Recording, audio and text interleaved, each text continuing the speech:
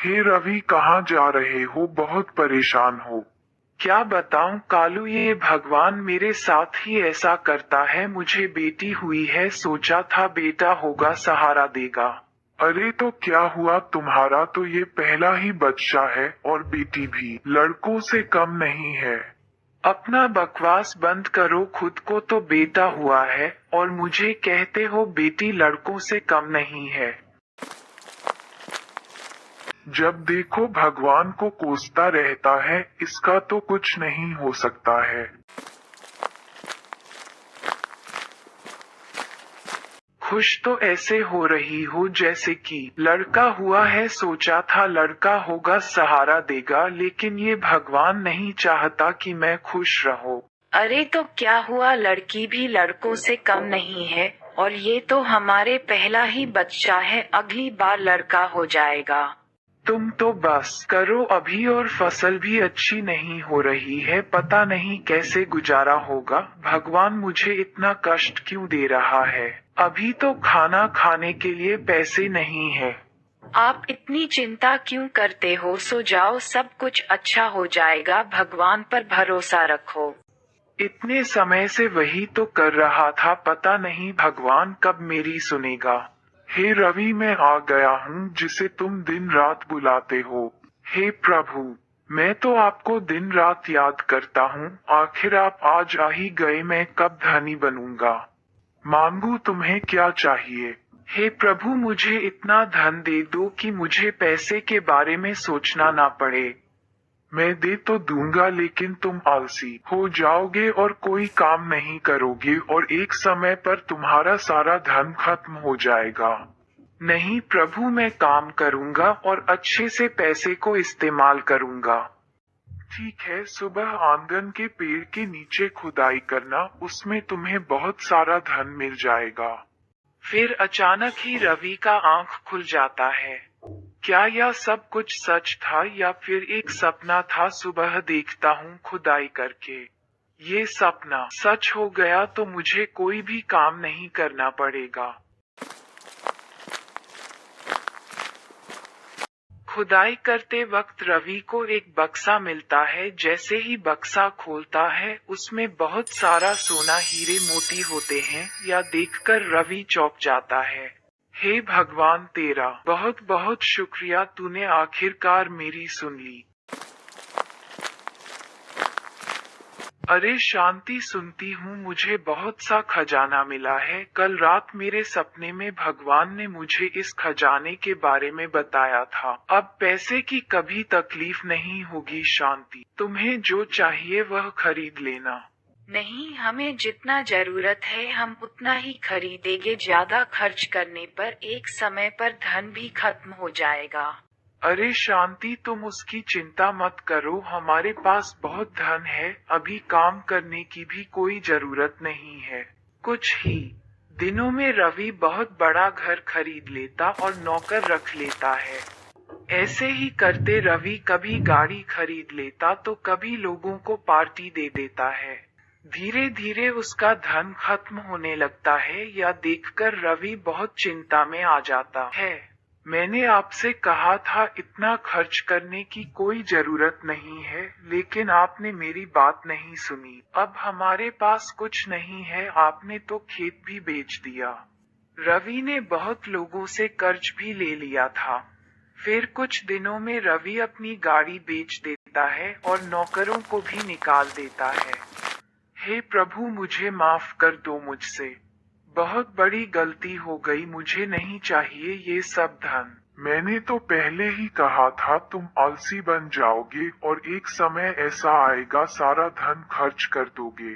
दान में मिला गया धन ज्यादा वक्त तक नहीं रहता है, मेहनत किया हुआ धन हमेशा तुम्हारे साथ रहेगा। मुझे माफ कर दो प्रभु, मुझे फिर से वही जिंदगी दे दो। अरे भाग्यवान, कहाँ पर हो? मुझे खेत जाना है, खाना दे।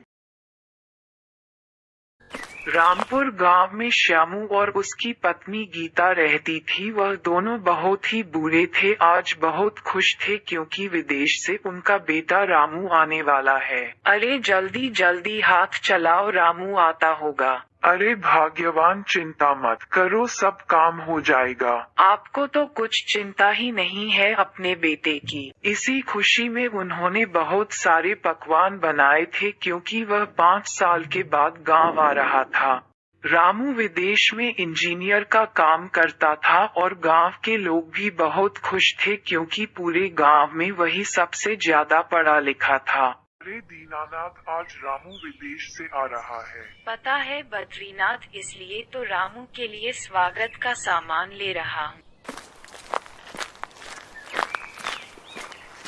फिर रामू टैक्सी से उतरता है। चल बेटा, घर तेरी पसंद का मैंने खाना बनाया है। मेरा बेटा कितना दुबला हो गया है, विदेश में खाना नहीं मिलता है। अरे गीता, पहले घर तो चलो, उसे थोड़ा आराम तो करने दो। अजी आप चुप हो जाओ, ये माँ बेटे की बात है। जब से तुम्हारा पति बना हूँ तब से तो चुप हूँ। क्या बोला आपने? अरे माँ अब बस भी करो, चलो घर, मुझे बहुत भूख लगी है। बेटा अच्छे से खाना खाना और कुछ चाहिए तो बताना। माँ मैं जरा गांव घूम कर आता हूँ। चलो रामू, मैं तुम्हें गांव घुमाकर लेकर आता हूँ। अरे श्याम चाचा, कैसे हो आप? मुझे पहचाना आपने? अरे रामू, तू कितना बड़ा हो गया है, मुझे तो लगा तू गांव को भूल गया है। नहीं चाचा, काम में व्यस्त था। अब आए हो तो कुछ महीने रुक कर जाना। हाँ चाचा जी। रामू, मेरा एक काम करोगे? बोलो चाचा जी, क्या काम करना है? बेटा, तंगी लाल के यहाँ से समोसा ला सकते हो। तंगी लाल की समोसे की दुकान थी जिसमें वह समोसे, भजिए, जलेबी, पकोड़े, ये सभी तरह का सामान बेचता था। लेकिन तंगी लाल बहुत ही लालची इंसान था। वह सभी खानों में मिलावट करता था और दुगने दाम पर समोसे बेचा करता था क्योंकि पूरे गांव में सिर्फ उसी की दुकान थी जहां पर समोसा बिकता था।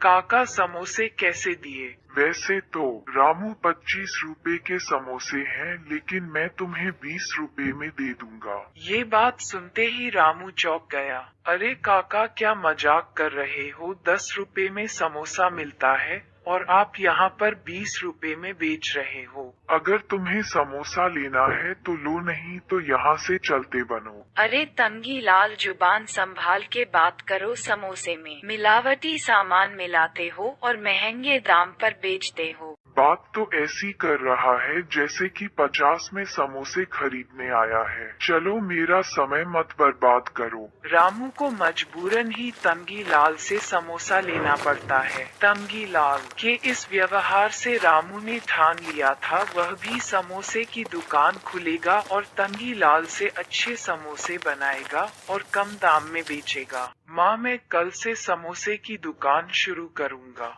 अरे बेटा, तू पागल हो गया है? इंजीनियर होकर तू गांव में समोसा बेचेगा? लोग हंसेंगे तेरे ऊपर, क्या कहेंगे आसपास के पड़ोसी? रामू तू पगला गया है? इंजीनियर की जॉब छोड़ कर तू गांव में समोसे बेचेगा? लेकिन रामू किसी की बात नहीं सुनता है और दूसरे ही दिन अपनी दुकान चालू कर देता है। इंजीनियर समोसे वाला। अरे देखो इंजीनियर समोसे वाला को, लगता है कि गांव में आने के बाद इंजीनियरिंग भूल गया है, जो यहाँ पर हलवाई बन गया है। लेकिन रामू लोगों की बातों पर ध्यान नहीं देता है और कुछ ही समय में रामू की दुकान पर भीड़ होने लगती है क्योंकि रामू कोई समोसे में मिलावट नहीं करता है और 10 रुपए में समोसे बेचता है, जिसकी वजह से तंगी लाल की दुकान पर कोई नहीं जाता है और यह सब देखकर तंगी लाल को बहुत गुस्सा आता है। इसलिए तंगी लाल रामू के समोसे में जुलाब का पाउडर मिला देता है।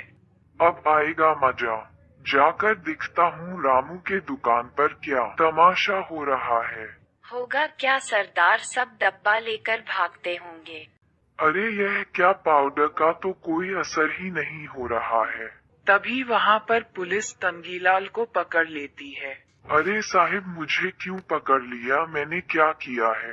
अभी बताता हूँ तुमने क्या किया है। इसने ही रामू के समोसे में जुलाब का पाउडर मिलाया था। मैंने खुद इसे ये सब करते हुए देखा और मैंने समोसे बदल दिए बिना रामू को बताएं। रंगीलाल, तुम लालची हो ये तो पता था, लेकिन तुम धोखेबाज हो ये भी पता चल गया। इंस्पेक्टर साहब, मुझे माफ कर दो, आइंदा से यह गलती नहीं करूंगा।